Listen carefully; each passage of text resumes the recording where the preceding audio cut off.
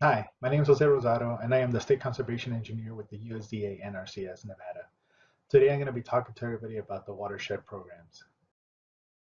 More specifically, I'm going to be talking about three programs under the watershed programs: the Structure Rehabilitation Program, Emergency Watershed Protection Program, and Watershed Flood Prevention and Operations Program.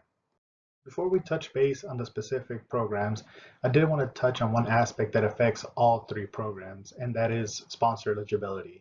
So as you will see when we talk about the programs, each one needs to be led by an eligible sponsor. So I want to define what that means up front. So to be an eligible sponsor, a sponsor must be able to meet all 10 of the criteria shown on the screen. I won't touch base on all of them. However, some of the more important ones that come up are they need to be able to have the power of eminent domain. They must be able to acquire permits and licenses and be able and have the authority to levy taxes. The first program I'm going to talk about is our Watershed Rehabilitation Program.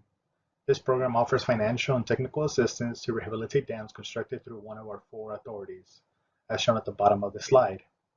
This program extends the service life of dams to meet applicable safety and performance standards or decommission the dams so they no longer pose a threat to life or property. Because of this definition, the scope of this program is fairly narrowed, as there are only 7 structures currently in our database that would be applicable for this program. There's 4 in Washoe County and 3 in Elko County. And as a matter of fact, we're currently working on the planning stages of a rehab for the West Wash Dam in Washoe County.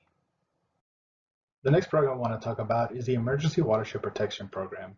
The EWP program safeguards lives and property from floods, drought, and the products of erosion on any watershed whenever fire, flood, or any other natural occurrence is causing or has caused a sudden impairment of the watershed. This is very relevant to Nevada, as fires can be a big issue here, and the effects that those impaired watersheds have on the downstream properties can be very serious. When it comes to program eligibility for the EWP program, both public and private landowners are eligible for assistance. However, they must be represented by an eligible project sponsor. Sponsors could include legal subdivisions of the state, such as the city, county, general improvement district, conservation district, or any Native American tribe or tribal organization. And of course, they must meet the requirements shown at the very beginning of this slide for eligible sponsors. I also wanted to touch base on the cost share for the program. If approved, NRCS can pay for up to 100% of the planning and design effort that goes into the project. In construction, though, NRCS will pay 75%, which means the sponsor will be responsible for 25% of the construction cost. However, NRCS can pay up to 90% if the project is in a limited resource area. The ultimate goal of EWP is to safeguard life and property as a result of a natural disaster. Because of this, there are certain types of work that are authorized under this program. Some of the work that we could deal with under this program include debris clogged waterways, unstable stream banks, severe erosion that's jeopardizing public infrastructure, windborne debris removal, and damaged upland sites stripped of protective vegetation. Now I'm quickly going to run through the process of what an EWP project could look like from beginning to end. First, the disaster event occurs, and either the sponsor reaches out to NRCS to let them know that they might be interested in doing something through EWP, or sometimes NRCS will reach out to sponsors while an event is occurring and let them know that we're here with EWP if any assistance is needed. If we think that a potential project could be coming, we would go out and do a rapid survey of the damages in the area, and we would summarize that in an electronic disaster report that gets sent to our national office to let them know that a potential project is coming down the line. The sponsor would then submit an official request to NRCS. Through EWP, there are 2 types of projects we can work on. One is a 10-day exigency project, and that's for more imminent danger that's coming. Let's say a watershed was burned and we expect a storm to come in the next couple of days. In order to protect life and property downstream, we might need to put things down like concrete barriers, sandbags, or clear out streams so that we can reduce the amount of damages we might get due to the burned watershed. We also have our regular emergency work, which is 220 days, and that one's for more traditional sediment basins, larger cleaning and reshaping, or stream bank stabilization type projects. After we receive the request from the sponsor, NRCS gets together an interdisciplinary team to complete what's called a damage survey report. As part of the report, we work with the sponsor to further look at the final damages of the event, figure out alternatives, costs for those alternatives, the benefits of the project, as well as any environmental consequences we could have with the project and potential permitting needs that we would have. Once we have this report put together, that is submitted to our national office to request approval and funding for the project. If funded, we then work to get into a cooperative agreement with the sponsor. At that point, the sponsor would help us work on getting a design together, the planning, and all the permitting necessary to complete the project. We would then move on to construction and finally close out the project. And finally, I want to talk about our Watershed Flood Prevention and Operations Program. The WFPO program provides technical and financial assistance to entities of state and local governments and tribes for planning and installing of watershed projects. Now, the WFPO program itself is not new. However, it's only recently been refunded in the last 3 to 4 years. So there is now a new interest in the program due to the new influx of money into it. With that said, it does have a relationship to some of the other programs because, as I mentioned here, watershed projects should be developed when land or water resource issues in a watershed cannot be adequately addressed by individuals or groups making use of other USDA conservation programs.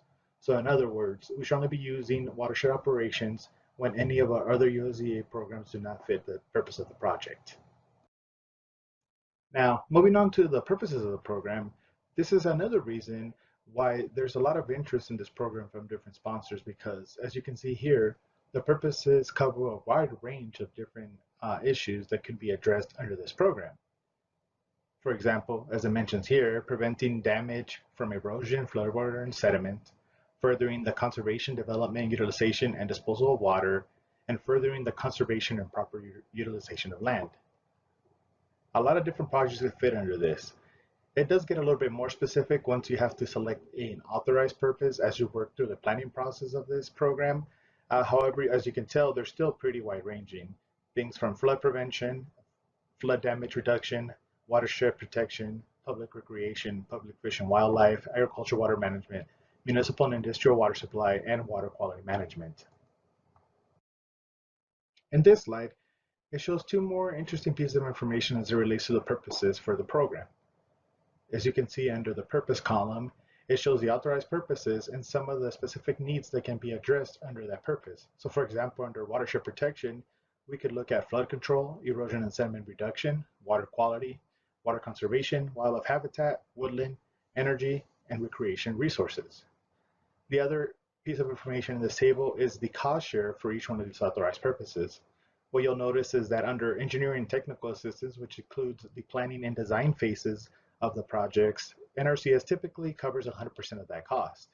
However, when it comes to construction, depending on the purpose, it could cover a percentage. So for example, under flood prevention, the construction will be 100% covered by NRCS. However, for something like agriculture water management, NRCS will cover 75% of the cost, which means the sponsor will need to be able to cover 25% of the cost as their cost share. As with any other program, the Watershed Flood Prevention and Operations Program has its own set of criteria and limitations. First of all, it needs to have a public sponsor who meets the eligibility criteria we discussed in the beginning of this presentation. Also, the max watershed or sub-watershed cannot exceed 250,000 acres for a specific project, only if we are planning to use the flood prevention purpose. Also, structures cannot provide more than 12,500 acre-feet of flood water detention capacity or more than 25,000 acre-feet of total capacity. These two criteria are in place because NRCS has the authority to only work on projects up to a certain scale that are detaining water. Anything bigger could potentially push them to another agency's jurisdiction, like the Army Corps of Engineers. And finally, for this program, it must be able to provide up to 20% agriculture benefit. And those benefits could include benefits to rural communities. Now I'm going to go over what the process could look like for a Watershed Operations Program project to go from beginning to end. So first of all, there needs to be an eligible sponsor that is interested in a project in their area. They would then reach out to either the NRCS local field office or to the state office to discuss the project. In discussing the project with the potential sponsor, NRCS would look into, are they eligible as a sponsor? Is the project they're proposing appropriate for the Watershed Operations Program, or does it fit better under another USDA-NRCS program? If the project does seem to fit, then NRCS will need to submit a funding request so that we can complete what's called the Preliminary Investigation and Feasibility Report. The Preliminary Investigation and Feasibility Report is an internal document put together by NRCS to decide if the project should move forward to the following phases, which include planning, design, and construction. This report might take typically 6 months to a year to complete, and we look at the following items. We look at the purpose and need for action of the project. We gather resource information regarding the project. We also do a preliminary environmental evaluation, which includes looking at the resource concerns, potential alternatives, estimated costs, potential effects, required consultations and permits, and NEPA documentation requirements.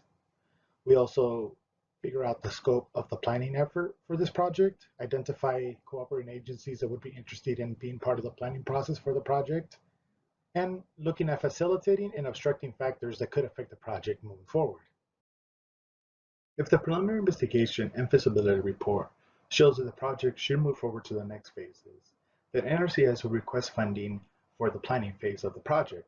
In this planning phase, a watershed project plan and environmental document would be put together. The environmental document is the piece that we need to put together to meet the NEPA process. So as part of this watershed project plan and environmental document, which could take anywhere from 18 months to 2 years if the environmental document is an environmental assessment, or 2 to 4 years if the environmental document is going to be an environmental impact statement. In this document, we would look at the purpose and need for action and further refine that from the preliminary investigation feasibility report. We would look at the scope of the EA or the EIS, depending on which route we go through NEPA. We would also look in more detail at the affected environment, take a look at the different alternatives, their costs and their benefits, look at the environmental consequences of these alternatives, and then also document the consultation, coordination, and public participation process. Finally, we would also discuss the preferred alternative that was chosen through the process and give a description of that and justification to why it was chosen. If the watershed project plan and environmental document go successfully through the NEPA process, then we can request funding for the next 2 phases. The next one would be the design phase, where we take that preferred alternative and put together a full design in order to be able to construct it. Once that's complete, we will request funding for construction and construct that project. There's no timelines associated with these that I put on this presentation because depending on the scale and scope of that preferred alternative, those could really vary. And even though I did mention this in the presentation, I did want to note that each of the projects do get funded by phase.